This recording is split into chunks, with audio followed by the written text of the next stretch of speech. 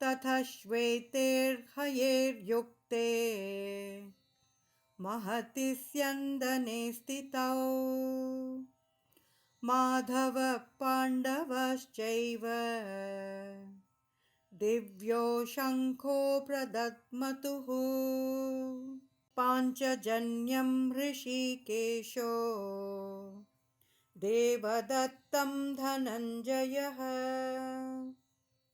पौण्ड्रं दद्मो महाशङ्खं ഭീമകർമാവൃകോദരഃ. അപ്പോൾ പാണ്ഡവ സൈന്യത്തിന്റെ നടുവിൽ നിന്ന് വെളുത്ത കുതിരകൾ വലിക്കുന്ന മഹത്തായ രഥത്തിലിരുന്നു മാധവനും അർജുനനും അവരുടെ ദിവ്യശംഖ് മുഴക്കി. ഹൃഷികേശൻ പാഞ്ചജന്യ എന്ന ശംഖ് വിളിച്ചു, അർജുനൻ ദേവദത്തൻ എന്ന ശംഖ് വിളിച്ചു. നല്ലവണ്ണം ഭക്ഷിക്കുന്നവനും കഠിനമായ ജോലികൾ ചെയ്യുന്നവനുമായ ഭീമൻ പൗണ്ഡ്ര എന്ന തന്റെ ശക്തമായ ശംഖ് വിളിച്ചു.